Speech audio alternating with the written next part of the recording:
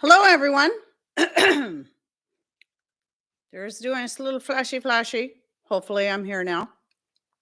So let me do that again, just in case, because I never quite understand this thing. Hello, everyone. Heidi here from Rain Country. God is good all the time. I'm going to try to do that greeting at the beginning every time I start, rather than waiting till later, because then I have a brain cramp and I forget. Hopefully, we won't get disconnected.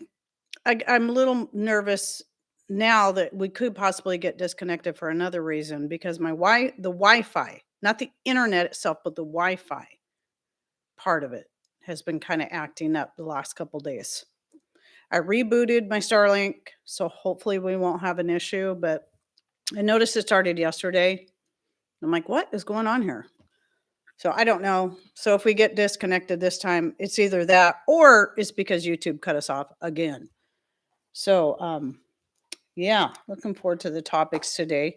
Not that I haven't talked about these things before, but it's always kind of fun to rehash things in a live because the atmosphere is a little different. And I often tend to say other things too that I didn't think of in my pre-recorded videos, where I stood there and then kept looking at my note. Well, I do that in the live show. I look at my notes anyway. But and I take notes and then look at them. But the difference is, I'm recording it. If I want to, I can start that whole section over again. In fact, today I was recording my this and that for Monday and I had a couple places where it's like I started talking about something. I'm like, oh, just forget that part. Just cut that part out. I'm talking to myself, so when I go to edit the video, or I have to start it completely over. And so I'm talking to myself in these videos where I'm like, okay, start that over. Start that over from such. So I make notes to myself so I know where to go back to and start over when I'm doing the edit. I can't do that in lives. If I start saying something and I got it all messed up, you guys just have to listen to all of my mistakes. Of course, a lot of times in the videos I edit, I still have a lot of mistakes because I miss things. Anyway, but sometimes I'm like, wait, the way I said that made it sound absolutely opposite than how I meant it. How can I edit this so people know what I actually meant to say? And sometimes I can edit it in such a way that I can make it work. But other times I have to add text and I'm like, that's not going to help the people that are just listening while they're doing stuff. So I hope they understand what I mean there, or they go back and watch it. Anyway, that's the only thing about lives is that I can't go back and edit or cut something out that I say all wrong. If you were perfect, that's okay. If you were perfect, we could relate to you or couldn't or both. Yeah, I mean, I do like being relatable. I guess that's why I like doing the lives too, is so people can see I am a real person. I'm not a robot. I figured that's what you meant. Happy to learn. See, even when we're trying to make text, we can't, and then the chat doesn't let you go back and edit it. The most they let you do now is remove your comment and then retype it. But then everybody can see that you made a comment, you removed it, and went back. Anyway, yeah. So, it's already time for me. I've already blabbed enough. Okay, so anyway, as most of you who are here already know, but in case you're new to my lives, if I do get cut off, I do have a reboot stream. I would just call it the same thing every time. Reboot plus the same title. So that way, that is linked in the description. So you see it freeze and then it just looks like it's just doing this and this and this. Watch for my response in the chat and I'll let you know whether or not you need to go to the second stream. Yeah.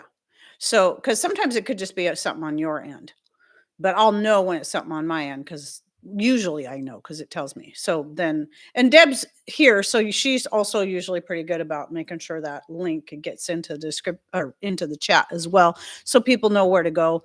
But just keep in mind that the reboot stream is always set on private until I need it, and then I change it to public. So you have to still have to give me about a minute to get it up and going. Anyway, so today, I think it was just last year, I did a video on the many uses of wine, and I'm going to be talking about some of that today, of your homemade wine. But I wanted to talk about, why you should learn to do it. And I just want to cover it again because there's a lot of people that will look at, well, winemaking, they'll have different reasons. Either I don't want to get into it because it just sounds so complicated. Because yes, there are websites and people that make it sound like it's this absolutely complicated things that while you do need some special equipment, it's not as much as they make it sound. And it's not that expensive to get into. It's really not. And then the other side of it is a lot of people don't drink. Well, generally, we don't drink. Once in a great while, we may enjoy just a little glass of our homemade wine because it tastes so good. But that's kind of rare. Mostly I make it for other purposes. But here's the thing is, Deb posted the winemaking playlist. I did also put just the link to the video, the last video I did where I kind of tried to simplify things even more into one video. And I think that one might even be at the top of that playlist now, where it's, I just kind of put it all in one so people can see how easy it is to make wine. So, anyway, let me get to some of the things. Like I was saying, a lot of people who don't drink think, oh, this isn't for me because we don't drink. Now, there's some people that just absolutely cannot have alcohol in the house. So that definitely would not apply to them. And I totally get that. But other than that, if it's not that, then there are a lot of reasons why it's a good idea to learn how to make wine. If nothing else, it is fun. It's like making soap. Soap is fun. It's fun to make soap. It's or like when you're canning something and you're so afraid of it, and then you finally can something for the first time, like pressure can, or either one, pressure can, water bath can, and you're like, wow, this is easy. This is fun. What else can I can? Winemaking is very similar. So when I first got into it at all, I've been wanting to try it for a long time. I started off with making mead because it sounded to me like the process was simpler than making wine. I thought wine must be a lot more difficult. It's not.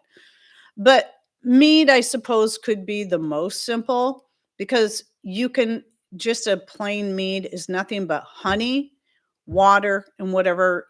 You don't even have to use a starter. I always did.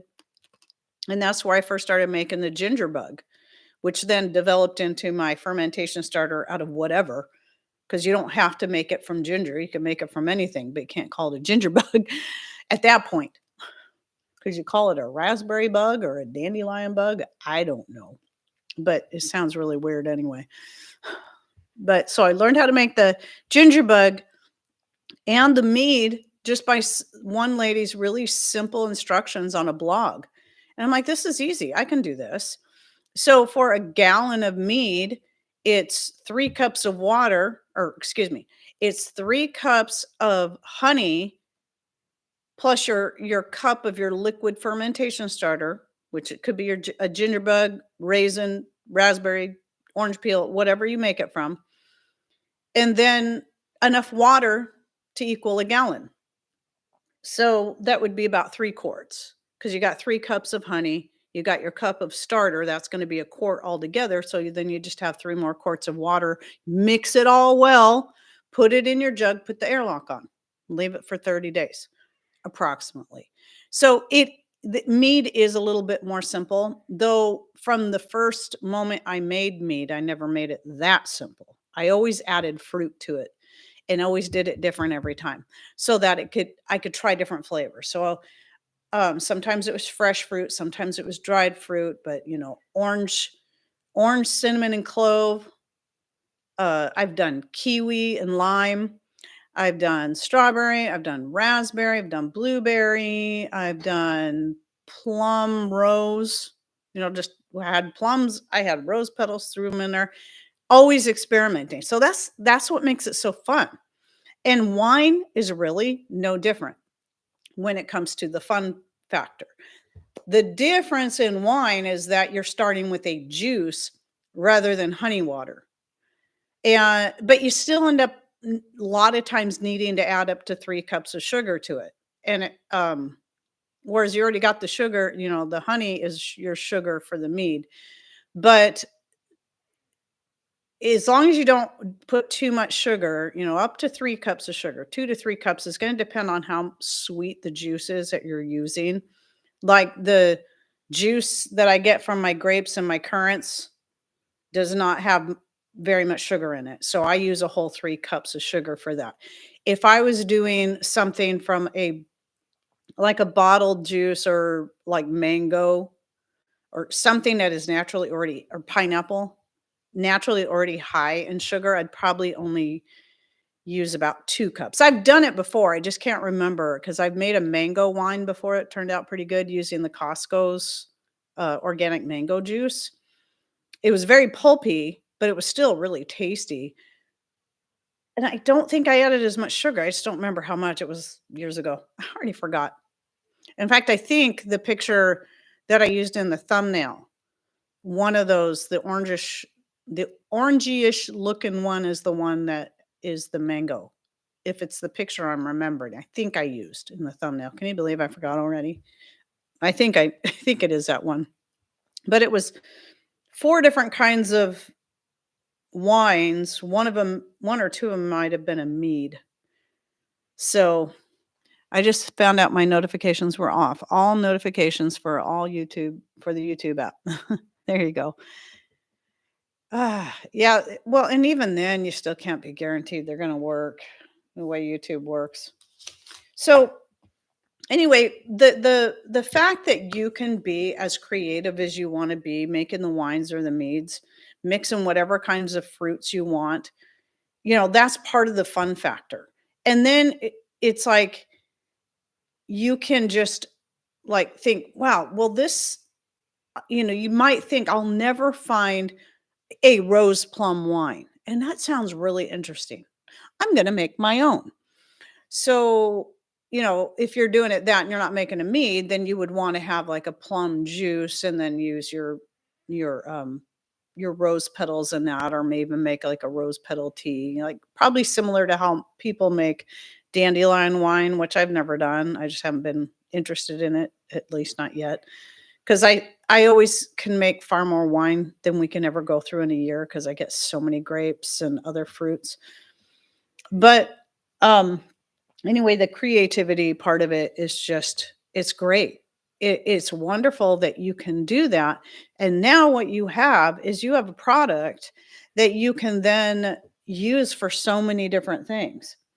So it's easy. It is, like I said, it doesn't require a lot of equipment to get started.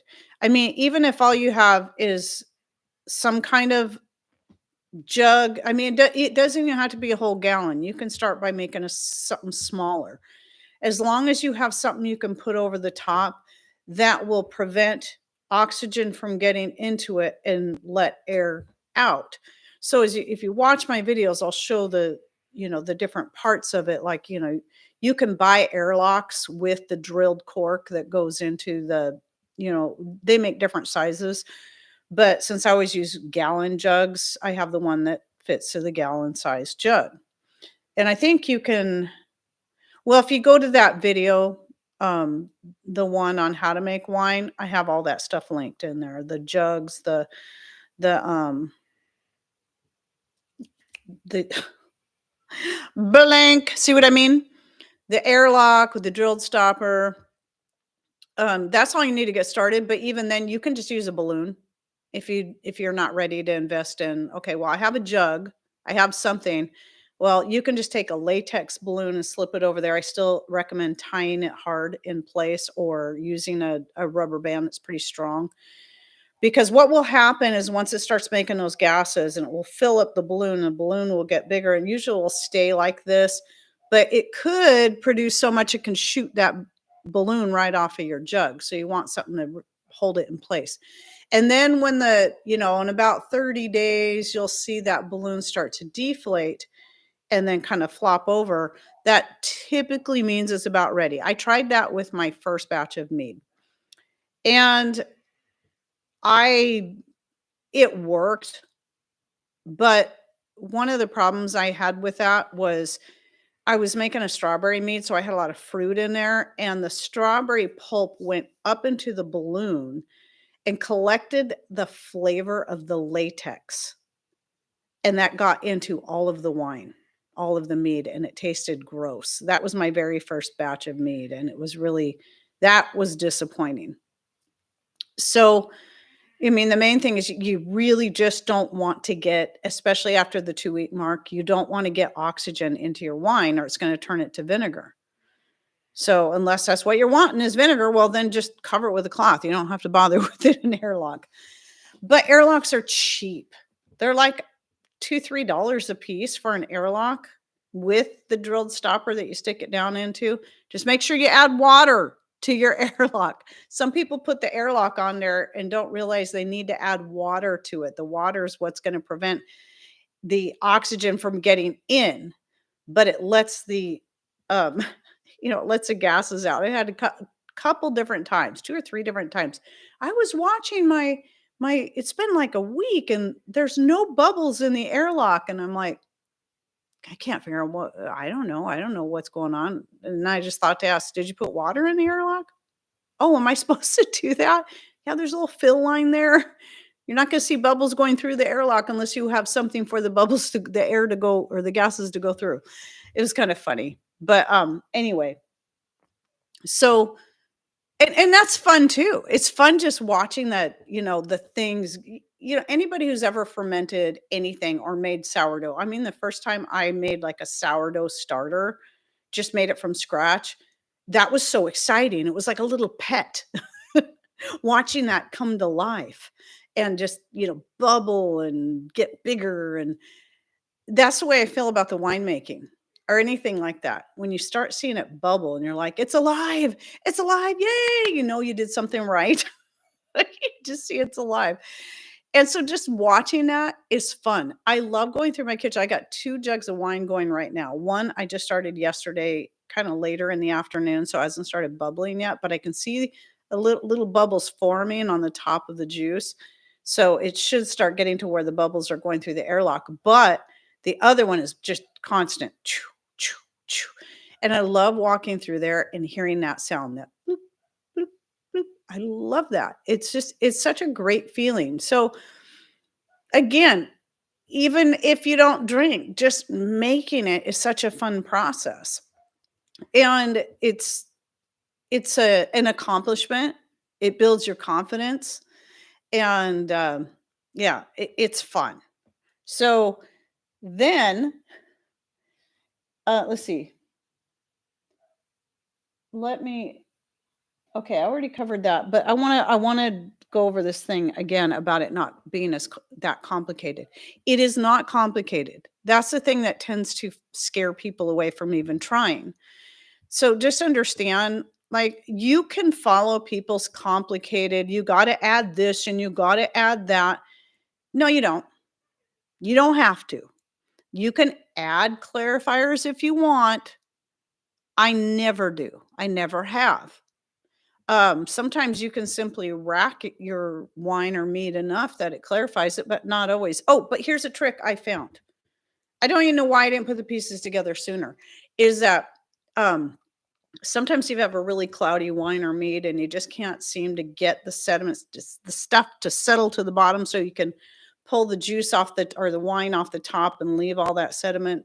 That's with the racking part. So that's where you do have to have something to siphon it with. But even if you don't, you can still drink it. It's not gonna then none of that's gonna hurt you. It just looks better and does taste better if you're not drinking the sediments at the bottom. It does that part is okay. Sometimes the sediments or the dregs can have a little bit of a bitter flavor, not always. But at any rate, what I did find that will really help your wine to clarify to the point where at least where things will settle down. And so you can see all the stuff at the top looks nice and clear. And then you've got a nice layer of sediments. Put it in the fridge. Yeah, I've had some where I set it on the counter for days and days. It's like, this is never going to settle down and not be cloudy so that I can rack it and just get the clear stuff out. I found setting in the fridge, um, it speeds up the process, and you could just forget about it and not have it taking up room on your counter. Even if you just pour it into jars and have an airtight lid by that point, because once it's done, you want to make sure you don't have any oxygen getting in there, and then just let it sit, and then all that stuff will settle down and make like a thick mat at the bottom, and make it a lot easier to rack it or even just carefully pour off the top. So, little trick there. Um, it will help anyway. So, now let me go ahead, and I know I'm gonna forget some stuff, so that's why, if you wanna go watch my last year's video on the many uses, that's fine, because I might forget some stuff, but I'll just share what I use our wines for the most. The most, right at the top, is making medicinal extracts. That's what it gets used for the most, whether it be for pain, for an antibiotic, a cold and flu. I mean, I have my elderberry syrup, but like that rosemary extract that I'm making, again, I'm finding I'm finding I really like that one as for a broad range of things, cold and flus, sore throats, coughs, helping to open up and clear out the lungs, an antibiotic, and an antiviral. I love it. It's so easy. And in that case, I do like using fresh rosemary. So that's why I started 3 quarts of it, but also because I had a jug of wine, a half gallon of wine left in this one jug I wanted to get used up so I can make more wine and get the older grapes out of the freezer because it won't be all that long from now. Well, I'll have more grapes to go into the freezer and blackberries for making future batches of wine. So I'm trying to free up space. But I realized, oh, I don't have that much wine left. I'm surprised. I actually went through a lot more this year because I was making a lot more different extracts, or we were going through more of them. So I was having to keep making more. Of course, I give some away to the family as well. So you don't have to use wine for extract making, but I like to say that because not only does wine, like your homemade wine, especially if you make it out of something really tasty, like right now, my favorite for flavor, the ones I've been making have been the currant blueberry and it with the grape, my own grapes as a base. Well, the currants and blueberries are from my garden as well. And then a raspberry, like I find that whenever I make like wine, adding not making it out of the straight fruit like raspberry or blackberry, but making it the grape, using my white grapes as the base, and then adding the juice from the other fruits to that tends to lend to a much better flavor. So anyway, um, I forgot what I was saying. Anyway, you got something that tastes really good. Going into that extract, it's just going to make it easier to take. 'Cause, even though vodka doesn't have a flavor, well, it does, and it's more expensive unless you have a still and you're making your own vodka, it's a lot more expensive than making your own wine from whatever juice you can get from your garden. You can make wine out of your rhubarb. Cut your raw rhubarb up, you freeze it, and then you juice it. Everything juices easier once it's been frozen. Just think about it. You freeze your fruit, when you pull it out, it's got a lot of juice in there when it thaws out. It's already half juiced. You just gotta press the rest out. I've made wines from my apples, juice the apples, and, I didn't freeze those, I did that raw, but I do have the fruit press that I use for that. Do I only use wine for the tincture? Sometimes. A lot of times I mix it with honey, like with the rosemary one. A lot of times I'll do a 50-50 blend of raw honey to homemade wine. This last batch, I did about 3 parts homemade wine to 1 part raw honey, mostly because I was trying to use up that wine. And the wine's cheaper than the honey anyway. But raw honey is also good for colds, flus, and whatnot too. So it's not a problem having that in there. If you're just trying to cut your sugar, you can either use less honey or just use the wine or just use vinegar. But the homemade vinegar and raw honey blend, the oxymel of a 50/50, actually isn't a bad flavor for a lot of things. I hate that for the anything with feverfew in it, but for other things, it's really not that bad. I made a mullein extract doing the vinegar and raw honey, and that wasn't too bad. So so you're asking me what the shelf life is. Please be more specific. If you're talking about the wine or the extract, wine should have, as long as it's stored properly, it should last indefinitely. I mean, just think people have bottles of wine that are 50 years old or more. So, and an extract, technically, again, if it's stored properly, should last as long as you need it to. I haven't had an extract go bad that I know of. Like I had that rosemary one, the first rosemary extract I made, just trying it out.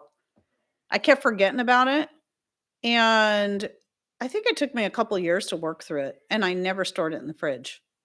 There's nothing wrong with it. Wine and honey are natural um, preservatives as they are. So yeah, feverfew is pretty nasty. It's very bitter, very very bitter. So yeah. Anyway, that's if for nothing else, having wine to make your own medicinal extracts is, I think that right there should be enough reason, because you're going to save a lot of money in having to buy the alcohol. You've got something you made yourself. You know exactly what's in it. A lot of that store-bought wine, by the way, has additives that you might not even know what all that is. There's a lot of vegans probably drinking wine from the store and have no idea they used eggs for clarifiers. Use the egg whites. That's not all they use. I mean, that wouldn't be so bad, but some of the other clarifiers I wouldn't trust. So so yeah, the tincture, wine, since wine technically doesn't have a shelf life as long as you store it properly in an airtight bottle or jar. Same would go with your tincture. It's not going to spoil. So, um, let's talk about some of the other things I use the homemade wine for. And a lot of times when I'm making an Italian dish, a pasta dish, I like to add any of my whiter wines, anything that's made out of a like just the white grapes. I'll add a little bit of that into the pasta water to add a nice flavor to the pasta. It does so you're just cooking it right in there. And people who are concerned about the alcohol, remember most of that's going to get cooked out.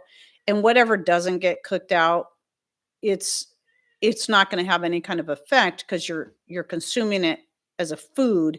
So that food's going to make up the difference. And you shouldn't I've never eaten a food that had alcohol added to it that was cooked or not cooked that made me feel, in any more these days now, I'm pretty sensitive to alcohol.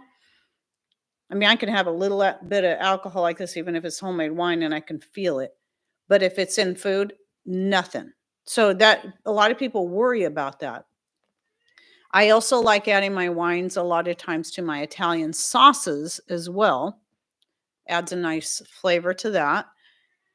A lot of people, like if you're just looking at red and white wines, usually you go red wine in your sauces, white wines in your pastas. But I mean, I don't even know what to call mine because I don't have red grapes. I have white grapes. Sometimes my wines have a red color because I'm making them with, currants and raspberries and blackberries or whatever.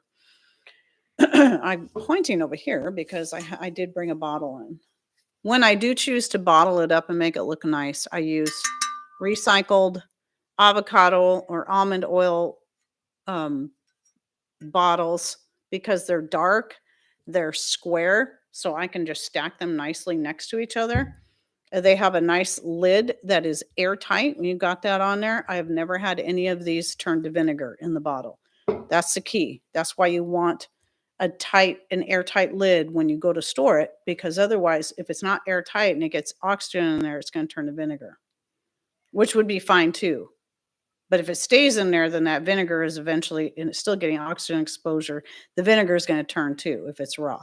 Distilled vinegar never will. That's why it can be stored in plastic bottles with no real airtight lid. But raw vinegar will eventually turn back into just plain water. But it's not plain water, it's nasty, gross water by that point. So, um, anyway, I also like, as far as cooking purposes, I also will use homemade wine in marinades. Like if I'm making um, jerky and I need to marinate it, homemade wine. I have, I like to marinate chicken breasts every so often and barbecue them. Homemade wine goes in that, along with like either Bragg's or some kind of soy sauce. It's the one time we use soy sauces for anything like that. And I usually go with Bragg's or whatever organic soy, non-GMO soy sauce I can find. Um, let's see, and Kikoman makes an organic soy sauce now. I think it's non-GMO. That's the important thing with the soy, is making sure it's non-GMO.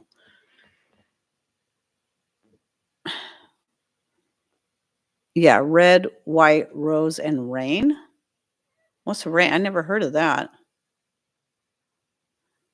I know red, white, rose, or rosé, but yeah, it's just all about the color. But they're different types of grapes. Like you have your Chardonnay grapes, you have your Chianti, you have your yeah. Anyway, they're all names of grapes. Oh, rain is what I make. There we go. Yeah. Because, well, and I do use rainwater. If it's a mead, I mean, I'm using the juice straight from the fruits if I'm making a wine. But anyway, other uses. Let me see here. So I did saute. That was the other thing. So marinades, sautés, adding to sauces, adding to pasta water. Those are the four main ways when it comes to cooking. At least that's coming to mind, because I didn't write all this stuff down. That I'll use it in the kitchen. So for culinary purposes. So medicinal purposes, culinary purposes, and then there's always the barter. Don't forget about that. I like making sure I have wine on hand, though I have yet to barter with anyone. I've offered to barter for, like, if someone's deep sea fishing or any kind of fishing. Not that Patrick never fishes, usually just doesn't have time, but hopefully he'll get to go here soon again. But I'd gladly barter with some local fishermen with some of my wine. And I know there was somebody who was going to take me up on it, and they never did. I don't know if they forgot or what, but there is that. So I still like to keep some on hand unless someone ever wants to take my offer for that. I'd gladly exchange a bottle of like this. I would exchange something like this where it's all packaged up nicely for however many pounds of whatever it is, because I know the different types of fish they're going to be worth different costs. Like you got halibut and all that. So that's something to consider. If especially if money's tight, but you can make wine, you can have a way that you can obtain other things that you need from people who have or can do what you cannot do, or even a service. So yeah. And then also just having I do like keeping some wine on hand for events to share with family. We've got a family reunion coming up in August. And no, people don't just sit around and get drunk. That's not what happens. But some people like to have a little glass of wine and just enjoy themselves. And so I will share it. So I've been using Bragg liquid aminos since instead of soy sauce. It is soy sauce, is what it is. It's just called liquid aminos. It's soy sauce. It's just a better version of it. So yes, that's what I've used for years. Bragg's liquid aminos. It's calling it liquid aminos is basically just another name for it. It's still soy sauce. So there's that. And like I said, that's mostly what I've used for years. But I did kind of just look into some others to see if there's other brands out there of a good soy sauce that's non-GMO. And I did find that you can get a Kikkoman brand that comes straight from Japan. It's got all Japanese writing on it, and it's organic. I believe it's non-GMO. So, because liquid aminos are still made from soy. That's why I say that. It's made from the same kind of stuff. It's just that there's a difference in using like genetically modified soybeans and, non-genetically modified. That's what matters there. And let's see, I know I'm forgetting some other uses that I probably covered in that video. But yeah, that's the thing is you don't have to be a wine drinker to have to want to make it, because you can use it for so many other things. Oh, you can also use it in a pinch. You can use it for helping to disinfect anything pretty much because of the alcohol. Obviously something like, a spirit's going to work better for that, but wine is still a good option. If it's there, it's handy. So I go, oh, okay. Because I remember one time we were at a family reunion years ago, and one of my nieces was a little baby, dropped her pacifier on the ground, got dirty, and my family member was all concerned about that. My brother's like, here, just take it and dip it in this wine. It'll be fine. And we dipped it in the wine because they didn't have any way to really clean it, and then wiped it off or whatever, just to disinfect it.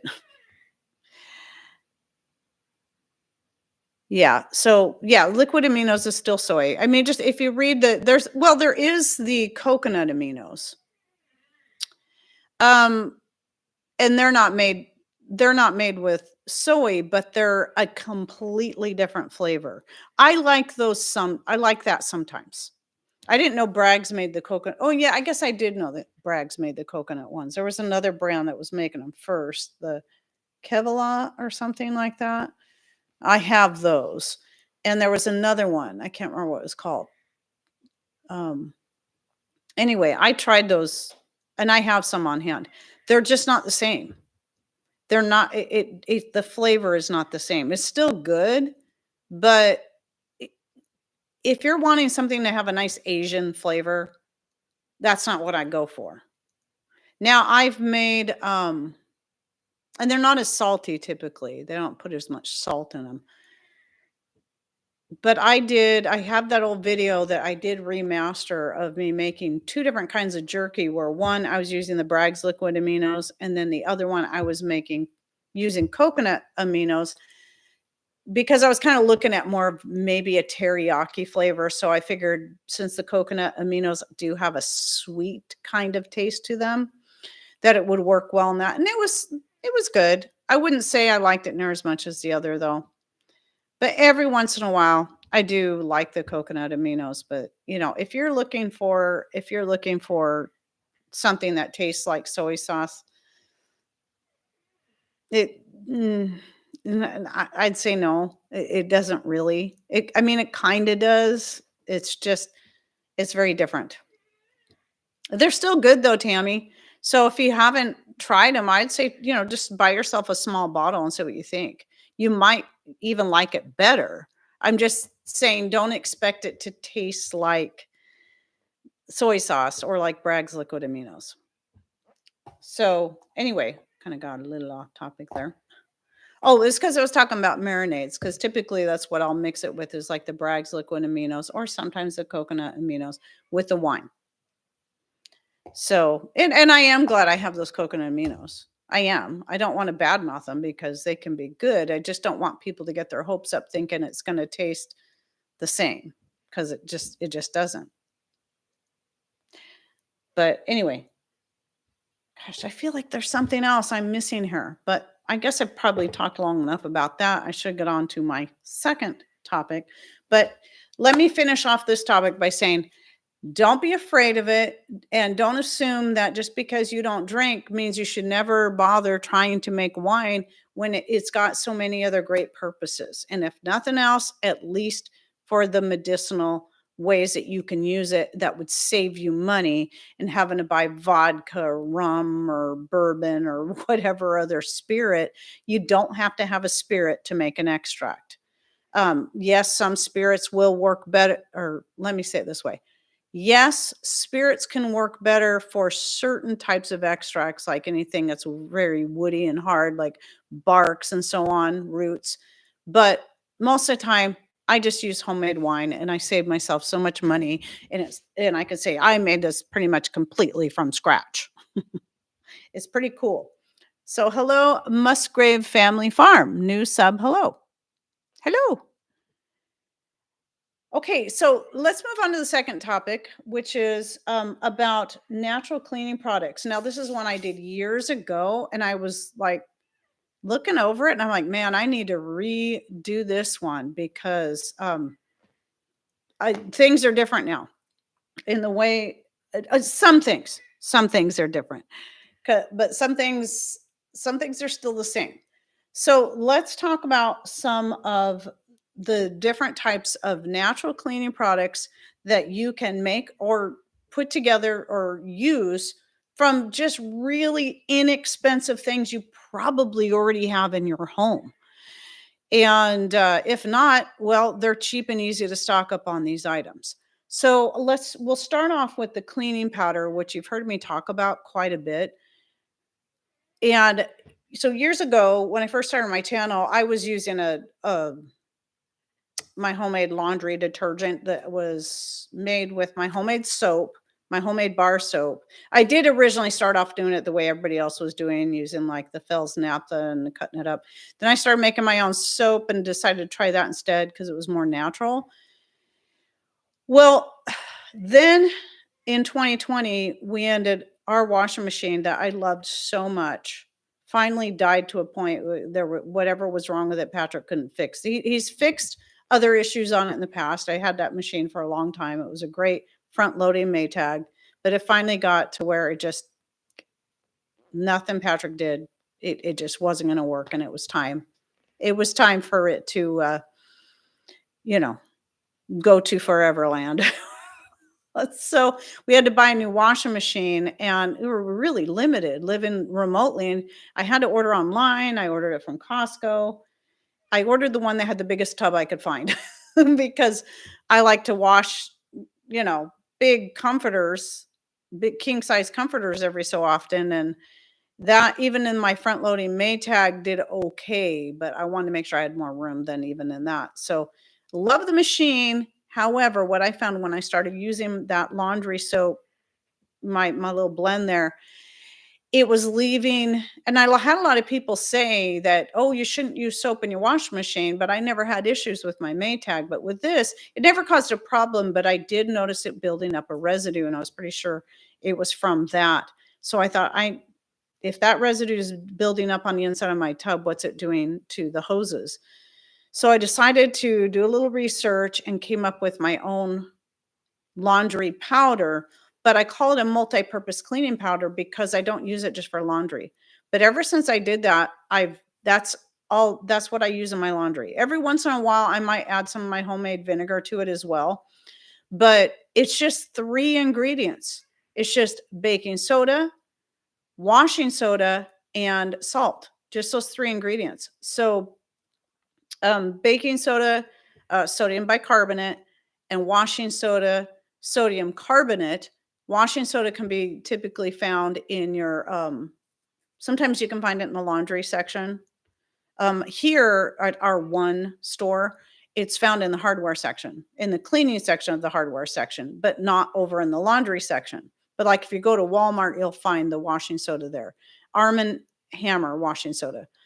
But I have a video too that if Deb would, she's been so good at this, so I hope she doesn't mind if I ask her if she can go find the link to the difference. Or I did a video on washing soda and baking soda, so people would understand what the differences are, and that you can actually make washing soda from baking soda and save yourself a few cents per pound. I still buy washing soda, but anyway, so it's just those: washing soda, baking soda, salt. And this is just whatever cheap cheap salt. I think in the video I said sea salt because that's what I have. I still have, because several years back I bought two 50-pound bags of sea salt for $8 a piece, $16 for 100 pounds of white salt, sea salt. And so I use that because it's cheap. But when I run out of that, I'll just whatever the cheapest salt is. Because people are like, "Oh, I don't have sea salt. Can I use that?" Yeah, yeah. Sorry, I just said sea salt because that's what I have. And the ratios, if I remember correct, I don't remember the ratios off the top of my head, but I know the baking soda and washing soda, I think they're equal.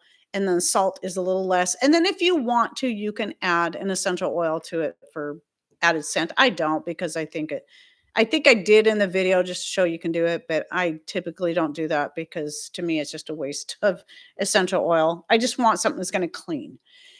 But here's the great thing about that is you can also it makes an excellent scouring powder for toilets, tubs, and sinks. I have used it to clean other things as well, like my floors, like my linoleum. Um, what else have I used it for? Mostly those. Mostly that stuff. You can use it for stain removal too, applying it directly. But I have some other stain removal ideas that I did a video on years and years ago. But like if you get a stain on, let's say, like if you have Formica countertop, which we still have. One of these days, I really like to get rid of the Formica and do something different. But sometimes it can get, especially over time, as it gets a little worn, it can get stains in it. Like let's say, like blackberry stains or something that's mine tend to get colloidal silver stains. From the some of you who make colloidal silver understand what I make. Oh man, I said it. Oh no, I hope I don't get in trouble. CS stains. Okay. And anyway, what one thing that works really well, and you can use this, I've used this on my carpet. And again, it's all natural, very cheap stuff that you probably already have on hand, is a combination of baking soda and peroxide. That works really good for getting stains out of fabrics and countertops like that. And I think, like I said, I know I used it on my carpet. I know I used it on the countertop. I can't remember if I've used it on clothing, but it works kind of like bleach. It's about as good as bleach. So you got to be careful how long you let it sit on your fabrics, but it will take stains out. Now, another one that I just had a short come out. It should have already published on my main channel that I think I linked to in the description box on using salt and vinegar for polishing up your copper. Like if you have copper bottom pans or maybe you have a copper teapot and it gets that, kind of turns a little green, a little dark. Yeah, I said it. Darn it. I said it. I'm going to get in big trouble now, I'm sure. Sorry to whoever's in control of, I just mentioned it. I'm not telling people to make it or to use it. I often use it for cleaning anyway, more than anything. Anyway, so all I do, like if I'm looking at so I don't do that. I used to do this almost every time I wash my copper bottom pans, my Revere ware. Now I don't think about it till I'm looking at it going, man, looks kind of ugly. I think I need to shine it up. And so I'll just take my homemade vinegar, the clean vinegar where I already have it in a spray bottle, just spray it on there evenly, sprinkle a little salt over that, and then just kind of gently rub it around, spread it around like this. And I might even take a scrubber and you don't have to scrub hard. You just got to spread it around. You might have spots that you got to scrub a little bit more on. It shines up copper just like that. Now, vinegar will remove your what am I thinking the word is? The word is just gone. Vinegar will just soaking in plain vinegar, yeah, or homemade vinegar for that matter, your copper. It'll that'll do it too. But if you're not wanting to wait, the vinegar with the combination of the salt works much faster. It's a much faster process. You don't just have to leave it to soak and come back. So if I just had a copper thing, like copper rods or something, I just throw them in the vinegar and leave it and then come back and rinse them off. But for you're washing dishes, you're just wanting to get it done. So you just spray the vinegar on, put the salt on, rub it around, and you might, like I said, you might have to scrub some of the harder spots a little bit, but it'll then rinse it. And I'd say wash it again after that because sometimes it'll leave weird streaks if you don't wash the salt and vinegar off. But it works so well. So I took a clip out of my old natural cleaning products video, and that's why I made that short. I was wearing the same shirt, by the way, which I haven't worn in forever. I was like, I forgot I had that shirt. I got it at a garage sale years ago. It was practically brand new. Do you mean calcium buildup? Vinegar does work really good for getting uh well, it can work for rust, not as well as certain store-bought things that dissolve rust, but vinegar will work. In that case, we typically just use a cheap store-bought white vinegar for things like that. But yes, it'll get off not just calcium, but other types of mineral deposits or buildups that can get on your, your like your shower head or different things like that. Just straight vinegar, not mixing it, not watering it down, works very well. I'll do that with our toilet every now and then. It'll build up those mineral deposits. And especially if your toilet gets to where it's like flushing, like not as good as it should, it might just need this. I'll just pour like maybe a half gallon sometimes, or even a quart, at least a quart of plain white vinegar into the toilet bowl and just let it set. I take one of them little scrubbers and kind of swish it around in there too, so it's getting up into all the little holes, and then let it sit. And then it's amazing how well that works. It just removes those mineral deposits. I mean, I usually let it soak for quite a number of hours, overnight, preferably. And then, yeah, it's amazing what it will do. So, okay, so there's the cleaning powder, the vinegar and salt, the peroxide and baking soda, and then, well, even just, we were talking about plain vinegar. So plain vinegar, well, you can water it down if you want, but it works for a lot of things. So like I mentioned earlier, you can use it in your laundry. I've actually washed clothes before adding just homemade vinegar to it. That worked pretty good. I do prefer using the powder over the vinegar or using both, but you can do that. Uh, you can use plain vinegar, homemade or whatever, to add that to your dishwasher. If you don't have any dish soap, you won't have any suds, but not your dish water. So either your dishwasher or your dish water if you're washing by hand, and you can get your dishes clean with that. It'll get them clean. You won't have your nice suds, but it will work. It might not work as well as getting like greasy stuff as having some kind of soap does, but it still can clean pretty well. I use my homemade cleaning vinegar definitely for my floors. I've used it on my carpets as well. Like adding it to my carpet cleaning water.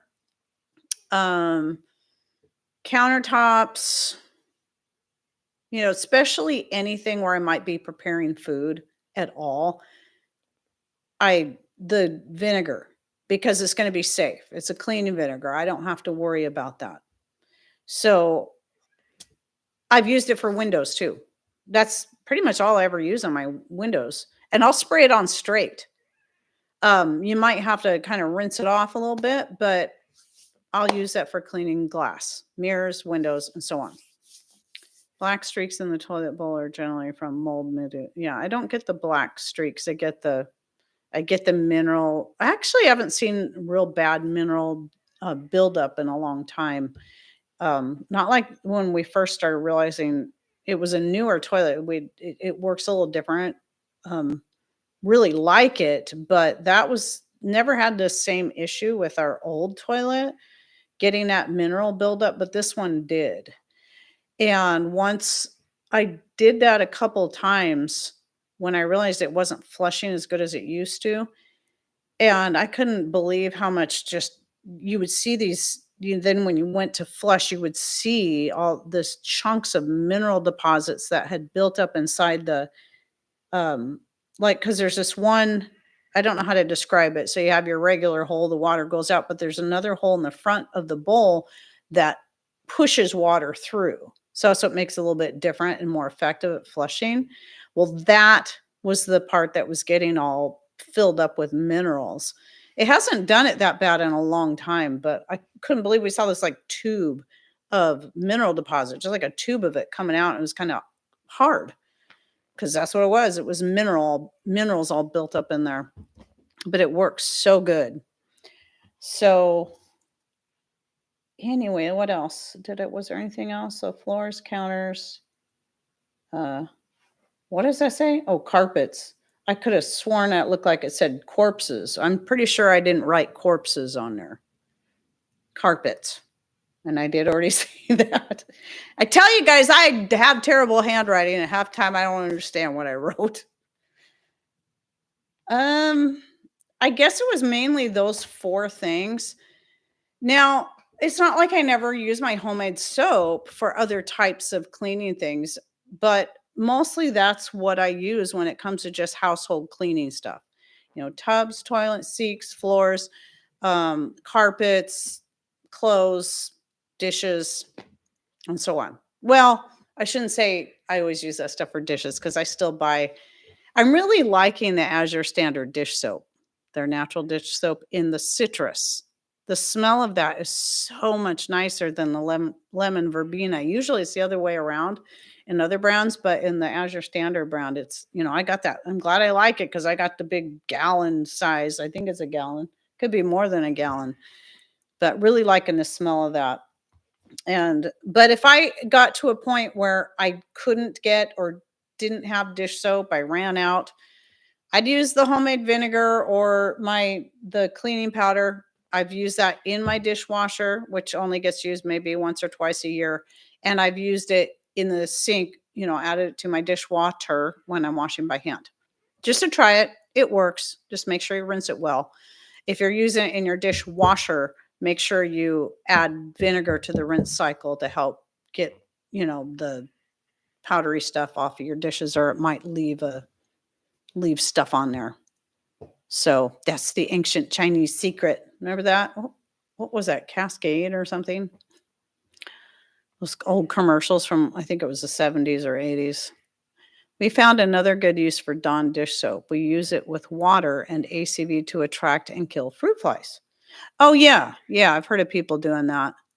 I can't remember if I've tried the dish soap. I've done the vinegar thing. I've made little fruit fly traps. But the thing I like best is that electric swat. I don't know if you call it electric. You charge it. That thing works so good for fruit flies. And all those other in the little gnats and those other little flies. Just zap, zap, zap. And it's kind of fun. But we get these one little tiny, I think these might be gnats. The ones that just want to get right in your face. They're not fruit flies. I think they're a little smaller than fruit flies, but they just want to get right in your face and they're just flying all around. And I'll grab that swatter thing. It's got a thing about that big and just sometimes they move and you can't always see them when you're trying to swat at them. So you just keep swinging that thing until you hear snap. Oh, got it. I love that. Snap, snap, snap. And then there's those mini house flies, the ones that always fly in a square. Snap, snap, snap, snap. Oh, it's so fun. It's so cathartic. It makes you feel really accomplished. I just killed me some flies. I'm a great hunter. Oh dear. Okay, let me go scroll up now that I'm done with my topics. And it's only been an hour. I did good today. Let's see if I can find any I better put my glasses on because of my eyes. Okay, I answered the wine tincture thing. Let's see. I'm looking to see if there's any other questions. I'm mostly looking for things in all caps. I don't always have time to do this at the end of my show, and I forget to go back because things have been crazy. All these grandbabies and other things, and garden stuff going on. I see Deb's been busy posting links. Colliding silver. I just now saw I saw you type something, but I was talking, Tyler, so now I'm reading it. Isn't it like two Lone Rangers? Very funny, Tyler. I have old countertop and the finish is getting a dull feel to it. Yeah, that's kind of Tammy. Mine. I like the color of mine, but it's got like areas that are worn, and they're lighter. I'd like to do something different, like marble, but then I'd definitely be breaking stuff on it, I'm sure. Or I love the countertop, this oak one that Patrick made back here. I just love it so much. I would love to have that in my kitchen, but at the same time, I'm like, would that be too much wood? I mean, it wouldn't offset, the wood cabinets enough, maybe. Don't use it on your wife. Yeah, I've threatened to use it on Patrick. Oh, next youngest granddaughter is 19 today. Well, happy birthday to your next to youngest granddaughter, Deb. I keep telling her happy not 19. Happy not 19. Anyway, that one went over my head or something. I don't think I had anything else. I think I covered all my points. I think. Seems like there's always something that other things I end up talking about or wanting to talk about. When making vinegar, if you don't have enough scraps or fruit to do half gallon, can I start it and add more? Absolutely. I do that all the time, like with bananas in particular, or if I'm wanting to make an orange, a citrus peel vinegar, and we're eating the citrus at the time, and I just want to put them in fresh instead of using dried, we'll just start with, even if it's just one set of peels, just stick them in there, add the water and the sugar, and just leave enough room in there in the jar so I can add more. But banana peels especially. So it's like, you know what? Patrick just ate a banana, or I just ate a banana. Instead of throwing this in the garden, I feel like making some vinegar. That's why I did this last time. And Patrick had just eaten a banana, and thrown his out in the garden. I'm like, well, I'll start with this one. We still have a few more bananas, so I can throw those in there. So I put the banana peel in there and the water and the sugar and covered it up. And then the next day added another one. Next day added another one. So yeah, I do that quite often. That's what's great about that, is you can do that until you got enough in there. Say, oh, that looks good. And your jar's full. So yeah, most definitely. Oh, she can't. Okay. I wondered if that's what you meant. I kind of got it, but I wasn't sure if I had it right. Okay. Yeah, granddaughter 19. Yeah. Yeah, you're not 19. Shush. Shush you.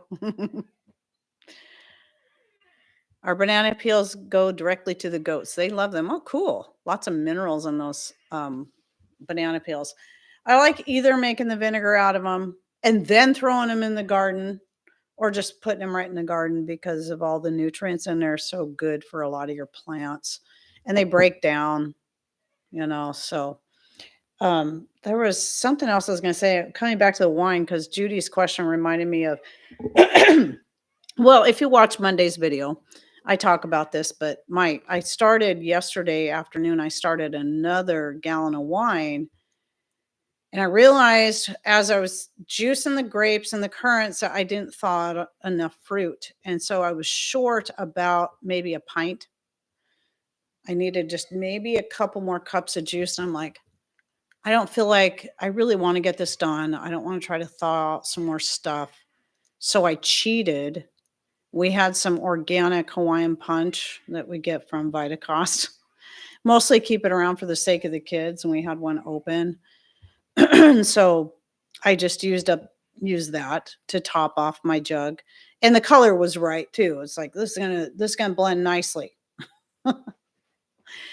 So I just did that. And I wanted to say that too, because that's, you can, if you're juicing your own fruits and you realize, oh, I didn't get enough juiced up or have enough to fill up a whole gallon. No, it's not even like you have to have it full, but it's like, if I'm going to do it, I want that thing full. as full as is safely, I can safely get it. You can always top it off with store-bought juice or other whatever juice you have on hand, even if it's juice that you've canned previously. Because I did also have 1 quart. I have 1 quart of grape juice I put up, and it's really sour, no sugar added to it. Back in I don't know how many years ago. I think it was early when like 2018 at the latest. It could have been 2016. But anyway, but it's a whole quart and I didn't need that much, so I didn't want to open that up. I thought about it, but then I'd have like a pint of it left and I'd be like, now what? I stick it in the freezer. I've done that. I've had to do that before. Or wait until I do another batch of wine and needs more. But anyway. So yeah, what was I gonna do today? Oh, that's right. I gotta make dinner. I don't have, well, we do still have some leftover roast, but I think I'm going to make, I got some ground meat thawed out, and I think I'm gonna make that pasta. I like using the orzo because then I don't have to break up spaghetti noodles, but you can do the spaghetti noodles like I've done it for years. So it's pasta broken up really small, or just get orzo so you don't have to break anything, and some rice and ground beef, and then whatever vegetables and seasonings that you want to add to it. It's so easy. A lot of times I like to add olives to it. Whatever. That's one thing I can use a lot of dried dehydrated vegetables and stuff in, because I can just throw it in there, add a little extra water, because you got to add the water for the sake of the rice and the noodles anyway, and just add a little extra, and you can always add more as you need it. But you brown the rice and the noodles. That's key. You brown them in butter because it adds a nice flavor. Then you throw in your browned ground meat and your water, your spices, whatever other vegetables you want to add in there. If they're dried, again, you want to add a little extra water. It's really good. It's a nice, simple one dish meal, and you can change it up every single time. I don't know what to call it. I've called it Heidi-A-Roni before because it's my own version of a rice-a-roni. But you're making it yourself, and you can make it all organic and natural as you want. Oh, I usually use some kind of broth in there, like or bouillon, like that organic beef bouillon you can get from Costco that's in the jar. A lot of times I'll add that in there. Sometimes I'll just use if I have a broth that I've dehydrated myself, I'll add that instead. So yeah, so easy. I have videos on it. I ended up doing like several videos on it because I'd forgotten that I'd already made a video on it. So I have like 3 of them out there of the same dish. I should remove the oldest ones and just leave the newest one in there. The Heidi Blue Plate Special. There you go. That was the dish that so my youngest son was the one that would have been the pick. Well, he still is kind of, there's things he still doesn't like, but for the most part, he's really not a picky eater. But when he was little, he was so picky. And so picky to the point that you'd set something new in front of him that he never eaten before. I don't like it. I'm like, how can you even say that? You haven't tried it. So I made this dish. I think it was probably the first time I made it for the kids. I think I'd made it long before they came along, but I don't remember. Or I was trying it for the first time. I don't know. And he's just like, I don't like it. He was like 3 or something. He's sitting there with his little bitty arms crossed. How do you know? You haven't even tried it yet. I don't like it. I'm like, well, you're not leaving the table until you at least take a bite. Thing is, I knew he would love it because he loved meat. As long as something had meat in it, he was happy. And it had ground beef in it. It was just pasta, rice, ground beef, and whatever else I threw in there at that time. And so after that, I just didn't look at him. I just, Patrick would sit across the table on the other side. And so I just was eating and was talking to Patrick and pretending like Justin wasn't even there. But at the same time, I'm watching him out of my peripheral vision. And I'm watching him kind of poke at the dish, kind of poking at it with his fork. And I told him, "You're not leaving the table until you at least take one bite." And I saw him out of the corner of my eye. I could see him taking a bite. And all of a sudden he perks up and he looks over at me. I didn't look at him. I just kind of kept talking. He ate that whole thing. He loved it. It ended up being one of his favorite meals. So I don't like it. But when I saw his head turn and look at me out the corner of my eye, I'm like, he likes it. Hey, Mikey. He likes it. Hey, Mikey. Some of you will get that. I know Deb will get it for certain. We make some similar using chicken. We call that chicken different because one son said he doesn't like chicken and rice. We call it chicken different. We call chicken different. Am I misunderstanding this or am I just not reading it right? We make some similar using chicken. I mean, I understood that part. Oh, you probably don't. You don't say it's chicken because he doesn't like chicken, but he probably doesn't know there's chicken in it, I'm guessing. Yeah. Then my oldest son, he was the least picky person I know, except the first time I made fried okra.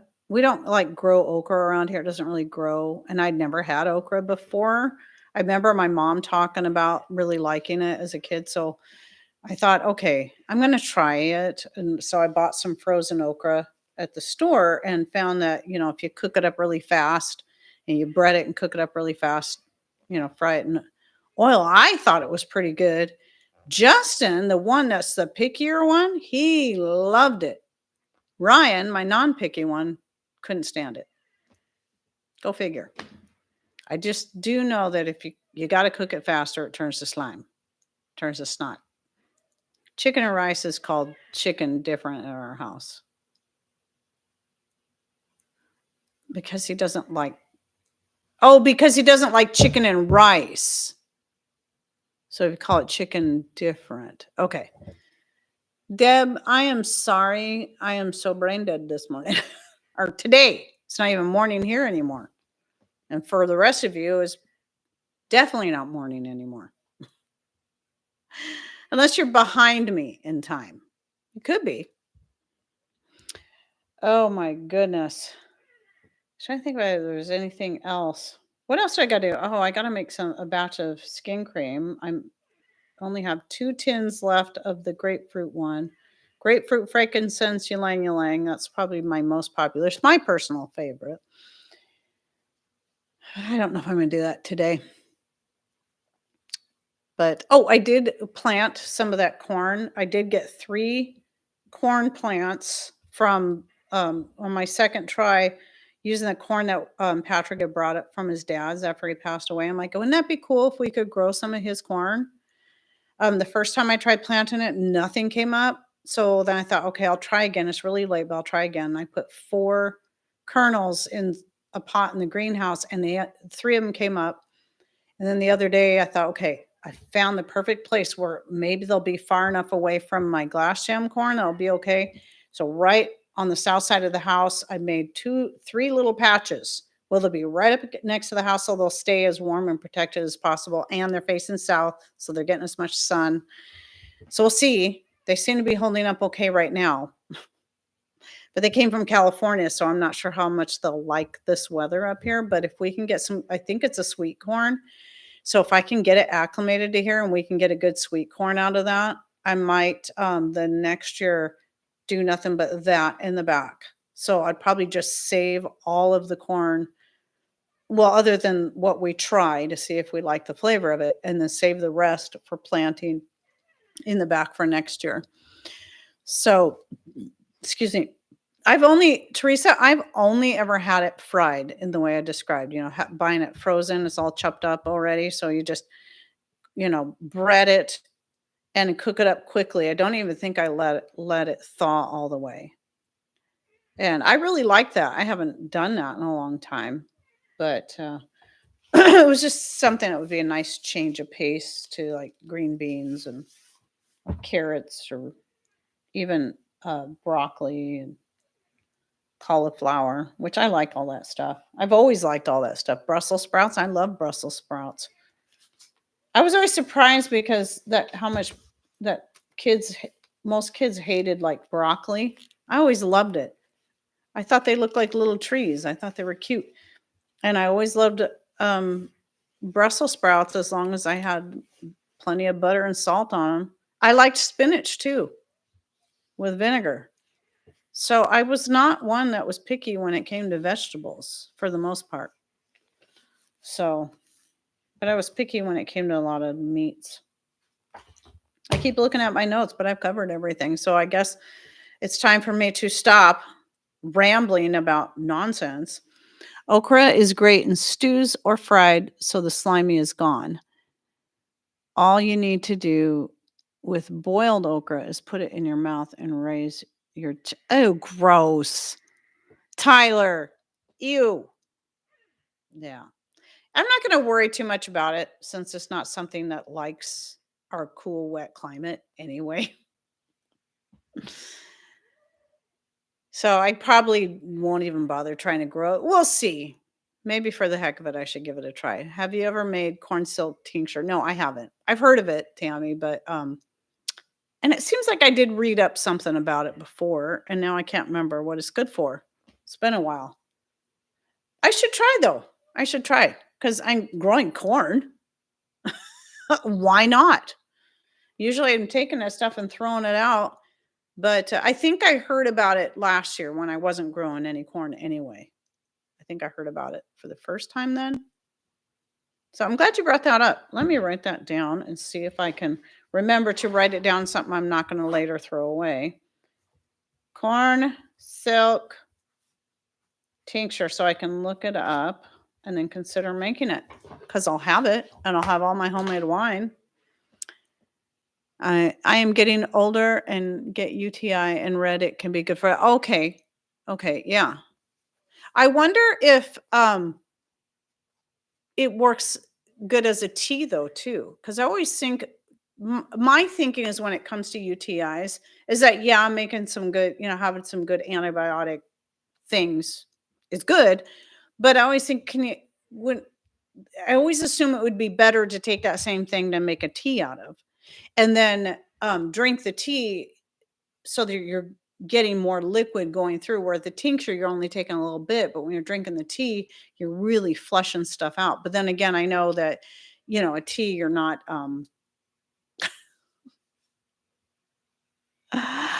Okay, gross, Tyler. Yeah, I do. I knew when I saw yuck that you were probably talking to Tyler. We were joking the other day about slugs. Like I was talking again about how before I had chickens, how I'd go out there and pick all them. Mostly we get big slugs around here too, but mostly it's these little ones that are most destructive to the garden. And they'll be all over everything. And I'd go early in the morning while it was still, before the slugs would go into hiding when the sun would come out, go out there and start picking slugs off my plants. And I wouldn't stop until I picked at least 100 slugs, and sometimes I would go clear up to 200 slugs, and finally, and I just throw them into some salt.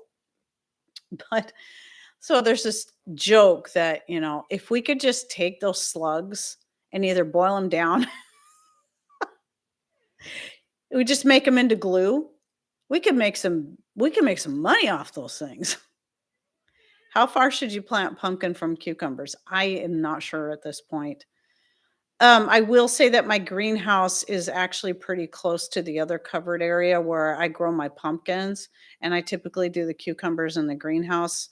And let's see, the entry into both of them might be maybe about. I'm really terrible about doing measurement guesses. 3 yards, so maybe about 15, 20 feet tops. And they were definitely getting cross pollinated. But the thing is they're getting cross-pollinated because of the bees. So the bees are taking the pollen from one thing, going to and bees will that's the tricky part is, with corn, I think the main thing is as long as they're not where the silk, the pollen from the silk can fall into the other plants. I think having them on opposite sides of the house where, I've got the corn on the north side of the house in the backyard, and then I'll have the corn on the south side. I'm hoping that's enough distance. They'll be fine. It might not be enough distance if it wasn't for the house barrier between them, because then the wind can carry it. So, um, anyway, let's see. I start talking about something and then I get distracted.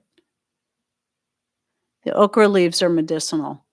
And that doesn't surprise me because, I was just thinking the other day, it's like, man, I didn't end up with enough greens to do, usually by now I've got a lot of salad greens, but all my salad greens went to seed, like bam, just went to seed. And I'm like, well, that's a bummer.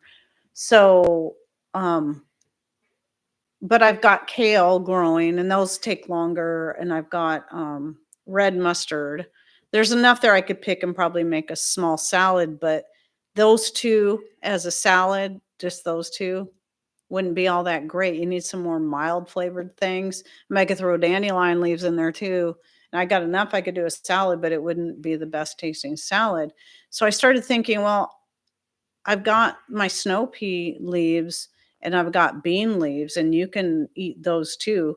The snow pea leaves taste like snow peas, and the bean leaves, I think they, if I remember correctly, they taste like beans. But I decided against doing that yet because my plants are still they're doing good, but and the snow peas, of course, are farther along than the beans, but since they prefer cooler weather, I just don't feel comfortable taking any leaves off of any of those yet until they get bigger.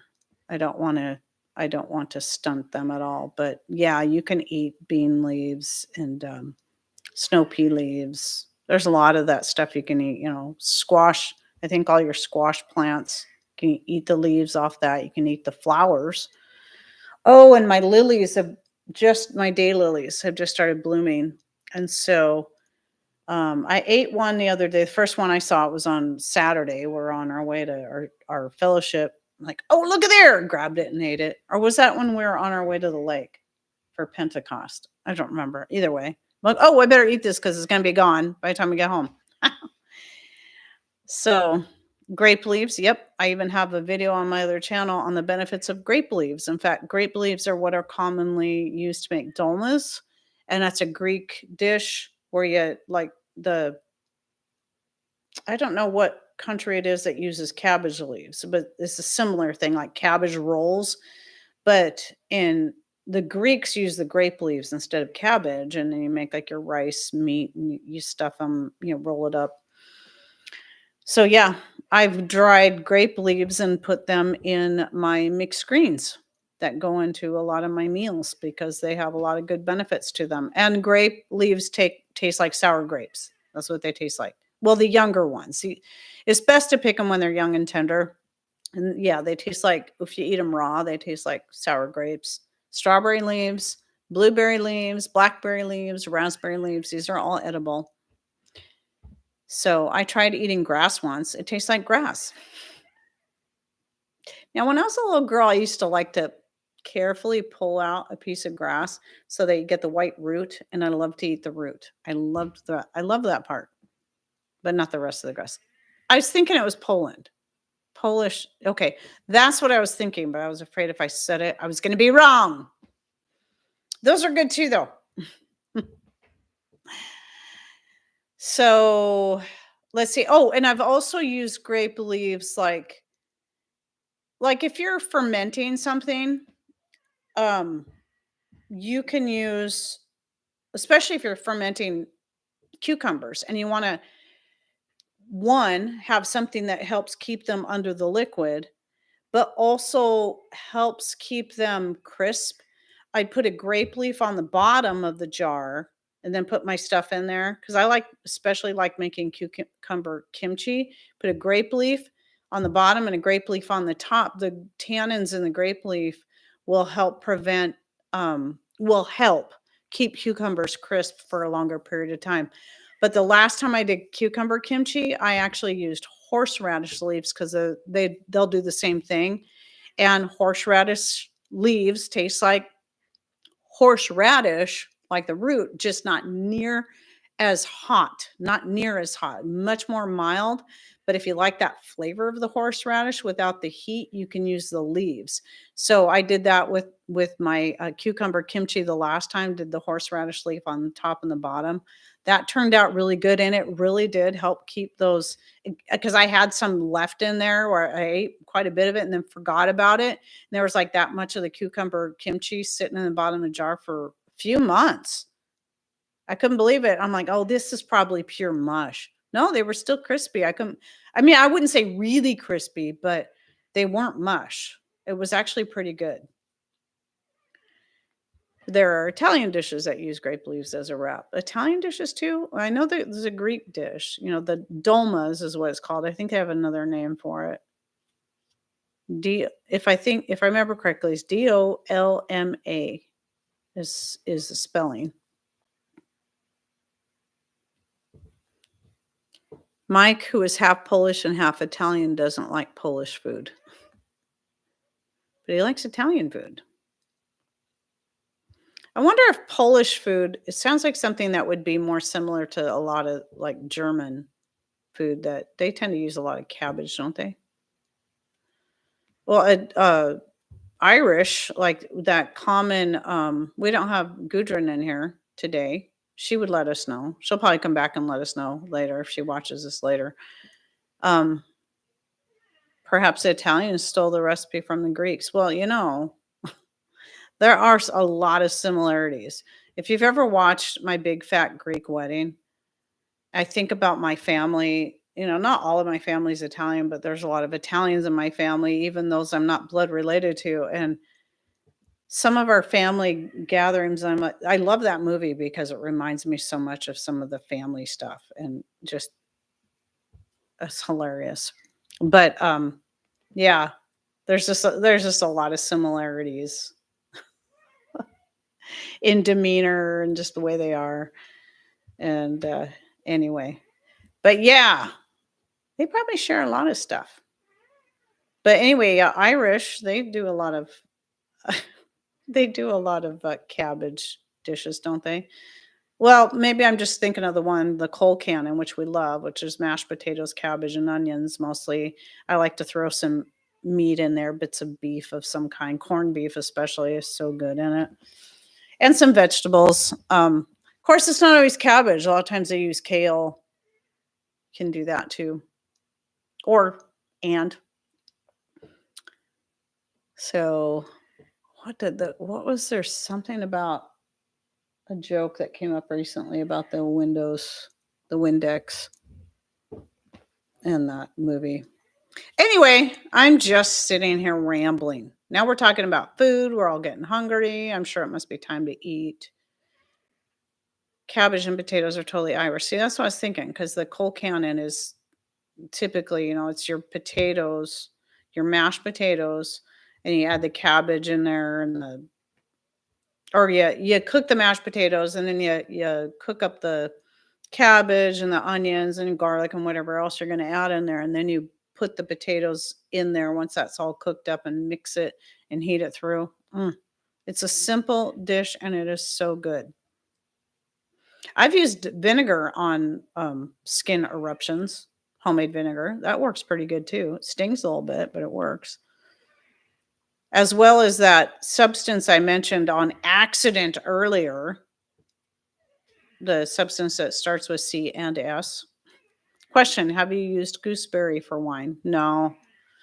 I have a type of gooseberry, but I have never got enough berries from it to do that with, and I'm kind of a little fed up with it because it's got a delicious berry on it, but the leaves, it's so far this year, I thought I hacked it all the way back, hoping it wouldn't come back.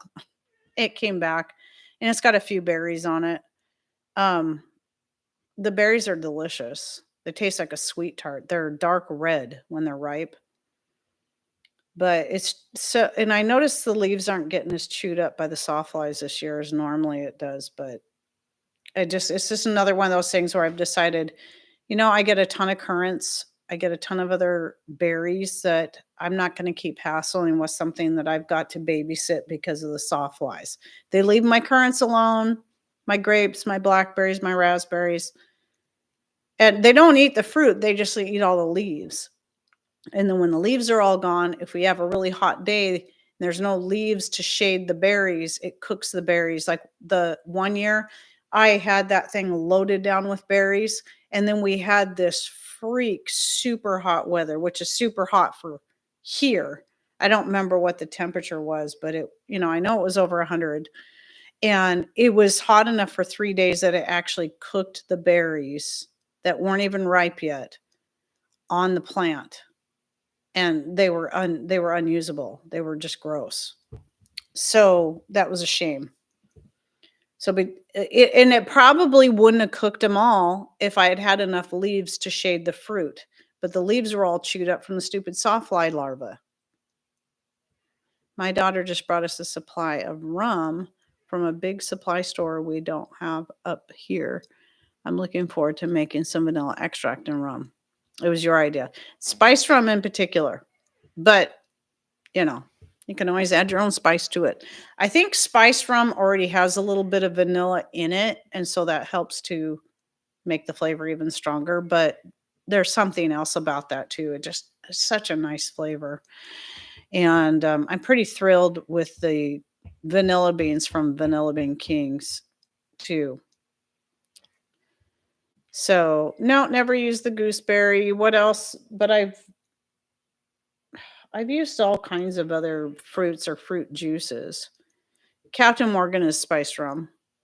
But Kirkland, like Costco, if you have a Costco, the Kirkland has their own brand. I think it's still cheaper, maybe. Seems like last I looked, it wasn't that much different in price from the Captain Morgan. So I was kind of surprised because it's usually considerably cheaper than Captain Morgan's. I have made vanilla with vodka and honey and spiced rum. I like the rum better. Yep. Me too. It just has a flavor that goes much better with it. Where vodka, I know everybody says, "Well, vodka's the best for doing extracts with because there's no flavor." I'm sorry, I don't care for it. I have made some flavored extracts using my homemade wine. Um, for a couple things, that's okay, but for the most part, that's the one thing I prefer having a spirit for, especially rum. Rum is the best for most of your flavored extracts, honestly. Our nearest town is 5,400 population, and we have to drive 45 minutes to reach a larger town. I have some Bacardi mango rum that I bought 15 years ago on sale for $5 for a fifth. Good gravy. I don't know what to do with it. Any suggestions? Well, you can use it to make it medicinal extract. You probably could use it to make a tasty fruit extract. It's already going to taste like mango. Um, so you could, like, if you want to make a pineapple extract and then have a mango pineapple flavor or a mango extract, it's just a matter of pouring it over some dried fruit and then letting it sit for a couple months. $5 for a fifth. Boy, that's something else. But anyway, you could also use it for um, a medicinal extract if you don't want to use it for anything else, because it's still an alcohol. It's still a spirit that would pull the benefits out of whatever herbs that you want to use it for. So, you know, that's funny because, well, we live in town, but the population here is approximately 3 to 4,000. And we don't have a Costco, don't have a Walmart. Costco's, Walmart's, all that kind of stuff is at least 60 miles away, at least. And I mean, we have good stores, for our big grocery store, our one store. It actually has quite a bit of stuff, but because now there's no other store like that to compete with, they do charge a lot more for a lot of things. So, yeah, I I hardly ever shop there. We only shop there, like, if we wanna run down there for a special treat and get some bananas and ice cream and stuff like that. But other than that, everything else either is like Misfits Market, Azure Standard, or maybe that rare trip into town and going to Costco and stocking up on goods there. Right. And that's what and Karen, that's yeah. Oh, Judy said, because Karen says, Judy, drink it. I don't drink, but I make tinctures with alcohol. Yep. And that's why I was talking about the wine earlier. So if anybody missed that, that's the number one thing I use my homemade wine for is making medicinal extracts of all kinds. So sometimes I will use a spirit for certain things, like the cinchona bark extract, which is horrible, but it's pretty powerful. And I've used it for usnea extract and turkey tail mushroom extract, but not much else. Mostly just the homemade wine. Oh, and I found some more usnea when we on so Sunday was Pentecost. So we went to the lake. It was a super hot day. It was the hottest day we've had so far this year. And we got there early before all the people showed up and are the people that we, fellowship with. Two of them have boats. So we took a couple boats out and there's this nice little secluded beach. I wish I would have got more pictures, but I was trying not to get the other people in there because I try to be respectful other than when they're off in a distance. But anyway, it was this nice little alcove that went way back under these alders that were growing out towards the lake this way. And it was real shady and beautiful and private and quiet away from all the people. And we had such a nice time. But there was because the alders were growing this way, there was a lot of usnea hanging down within reach where I was just pulling it off of there and wrapped it up in a kitchen towel that I had brought. Then just rinsed it off, let it dry, and then packed my jar full of it again. So that was nice. I like keeping that jar. I have a jar of usnea that's just dry. It's not a tincture or anything. I can use it for teas or making extracts if I want. Always in my kitchen on that little tea shelf. And it was, it had about that much space left in it, and I had just enough that I could pack it in there. Actually, I packed it down tight enough. I'm like, ooh, I could collect more, so I'll have to watch for some down our other piece of property because it tends to like to grow in the alders around here.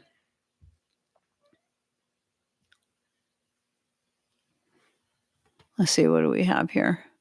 Trying to read these. My eyes are getting tired from the lights, so it's getting harder. What's a Bellevue housewife's favorite wine? Honey and wheat. Huh? When are we going? Oh, favorite wine, WHINE. Yeah. Though to be honest, Tyler, there was a time years and years ago I thought it'd be nice to go to Hawaii where it's always sunny, and I just am like I hate traveling, and I would just absolutely hate to spend that kind of money and go somewhere and find out it's going to rain the whole time. Well, we know some people from here, the whole family, like, not just, the parents and their kids, like the whole family went to Hawaii for like a week. They said it poured down rain almost the whole time they were there. I'm like, see, it's not worth it for me to pay money to go somewhere to get away from the rain just to have it follow me. No, I'll just wait for our nice sunny day. So it was perfect that, Pentecost Sunday was this beautiful sunny day.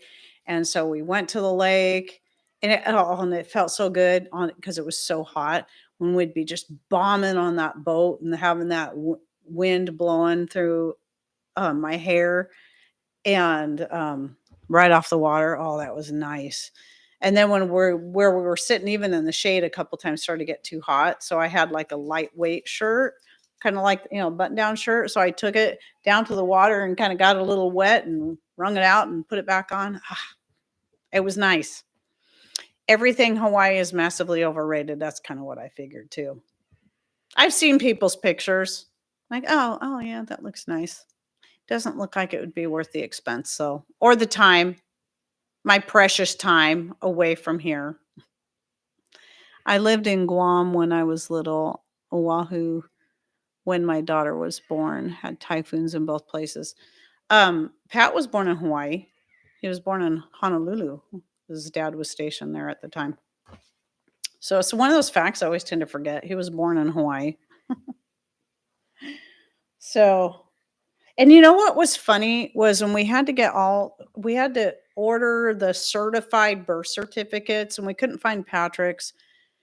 And when I went to get mine from Washington State, the state I live in, I was born and raised in Washington State. It cost like $25. This was quite a number of years ago. We went to get Patrick's. It was $11. It's coming clear from Hawaii. I'm like, really? Good grief. So, or was it, maybe it wasn't maybe it was our wedding license, our wedding, whatever. And what was really annoying was when my youngest son went to get his driver's license for his first time, get his permit. So we go in there with his birth certificate we got from the hospital. It's got the embossment from the hospital. It's got the real signature from the doctors and the administrator. It's got his footprints, all that stuff, right? My thumbprints, the whole works. And when my oldest son went to get his permit, that's all I had for him.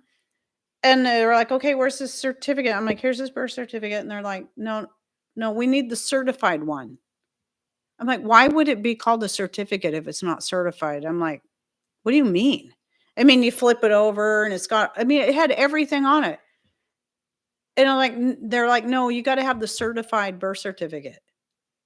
Why would you call something a certificate if it's not certified? I mean, shouldn't all this stuff here be proof enough and he's standing here, that he's alive, that he was born and I'm his mother and blah, blah, blah. So I had to go get a birth certificate for him from Washington State, and it cost me $20, $20 or $25 for this dumb thing. And all it was just a printed out piece of paper. It was just, there was nothing fancy about it. And with a stamp, certified. Ooh. I could have done that on the computer. So I tell you, I was so mad. I was going from place to place to place and I was just fit to be tied. I'm like, I just don't understand why you have to, now you have a certificate from the hospital, but now you have to have a certified certificate. So it's doubly certified. How stupid can we be here? But this is Washington State. What do you expect? What do you expect? At least it's not California. No offense to anyone living in California right now. No offense. But we're close. It has a purple stamp on the certificate paper. You have to pay for it. That's stupid. I got to pay to prove that my child standing right next to me is born and alive. I'm pretty sure it just seems to me they're always looking for more excuses to tax you for something. Things that you once never had to pay for before, you got to pay for now.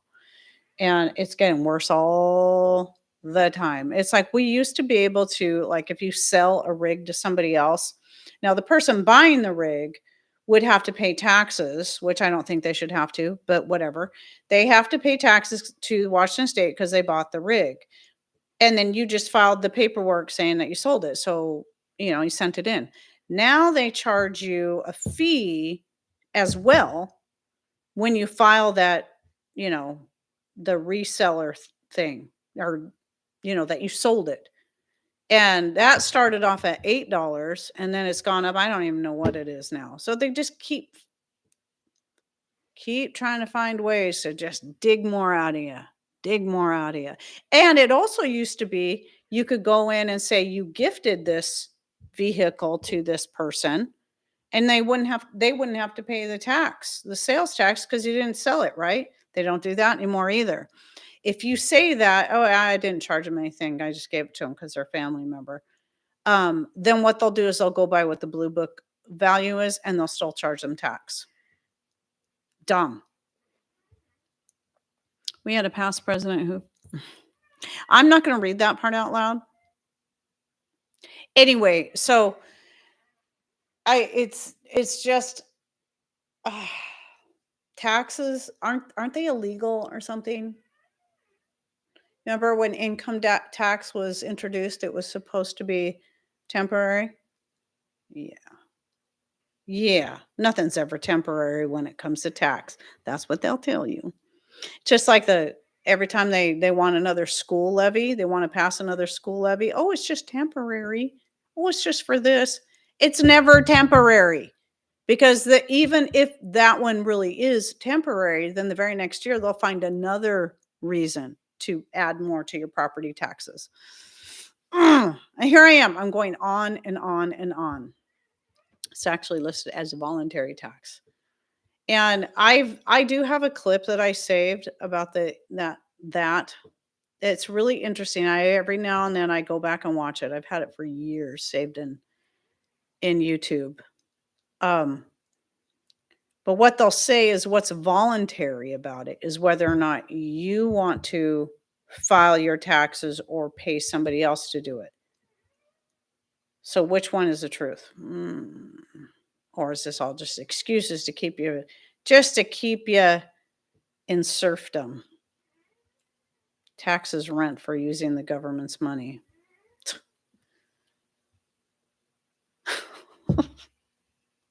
Wait a minute. And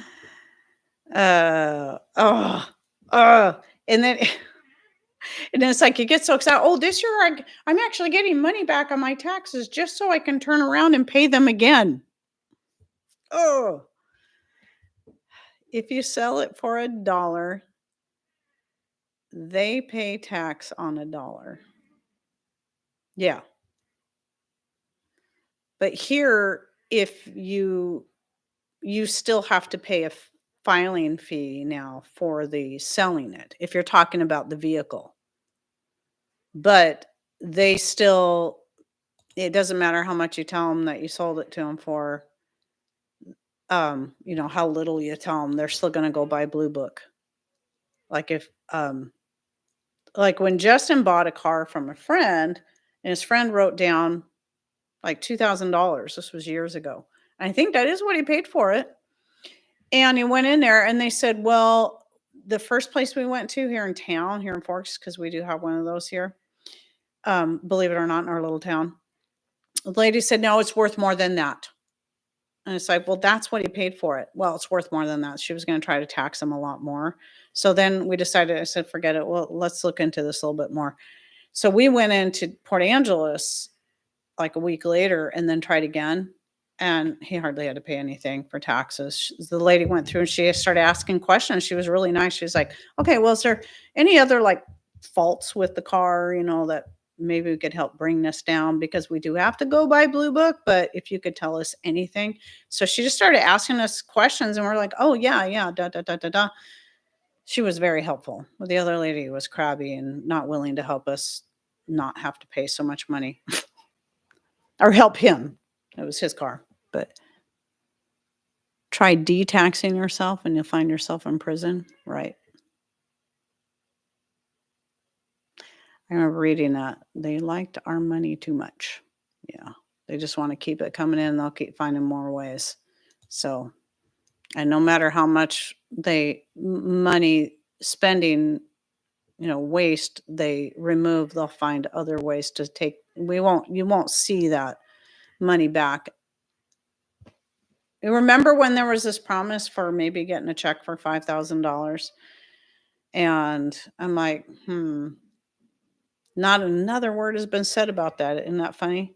The whole idea was we're supposed to be getting some of the money back that we spent in. that went towards waste. Well, why are we not seeing it? Because obviously it's going into other things now. Of course, I know all that stuff takes time, but that's just my opinion. That's just what I'm thinking. I'd be really surprised if that actually came through because there's always fun things that they can take your money and spend it on. It doesn't matter what party's in control, they'll find something. So, and if it's, obviously if it is actually for something good, I'm fine with that, but there's a lot of things that it's like the whole thing about like property taxes or the taxes for roads. How did you know that we had roads long before we were taxed to use the roads? So this whole roads thing is silly. People were putting in their own roads. A lot of times it was corporations that were paying for the roads so people could get to their companies. People put in their own roads. Our previous town's DOL was so bad the local school traveled to the next town to process their bus tags. Wow. Wow. It's better here now. Because it was shut down for a couple of years because the lady retired. She actually was a nice lady outside of her job working for the state, which probably should explain something. Anytime you're working a government job, it can be very taxing in other ways, and that includes physically, emotionally, and mentally. And I wouldn't doubt that wasn't part of it, and she'd been doing it for a long time. But normally she was a pretty nice lady, but I think by then when it came down to her last few years, I think she was just like, "I'm done." I don't blame her. So, anyway, I really should get going. I didn't mean to get talking about political garbage. It just happened. It's your guys' fault. I'll blame Tyler. It's Tyler's fault because he's here and he takes it well. What does it say? I'm still waiting for the seniors' money, and I think that's the same $5,000 you're talking about. I haven't given up waiting yet. No, I don't. No, I don't think it. This was supposed to be for all families, all households, and there's a lot of debate on that. That even if it does come through, is it a good thing? You know, how is that going to possibly hurt us down the road if they do give us that money back, quote unquote? There's a lot to consider. It's like, well, yeah, it'd be nice, if we got handed and $5,000 of our money back that we've paid in over the years, which is just a small fraction. you know, that would be nice. We could take it and do this with it. We could put more into our infrastructure, our gardens and our chickens and our properties and stuff. And if that does happen, that's where I definitely agree with Zach. You got to make sure if for some reason the government decides to be nice and generous and bless us with our own money back, then yeah, take it and invest it in something that will put you ahead. So whether it be putting more food into your food storage or whatever that may be, or paying down a debt. I think that's going to be the best way to use it rather than just blowing it on fun stuff. So anyway, for reals, I got to get off here. I got things to do, and I know you guys do too. We all got things to do. So anyway, thank you all for coming in yet again, blessing me with your time. I really appreciate that. And all the hard work that Deb does gathering the links and dropping them in there. Thank you, Deb, for that. And yeah, I really do appreciate it. So I hope you guys have a great rest of your day, a great rest of your week, and take care and God bless. See ya.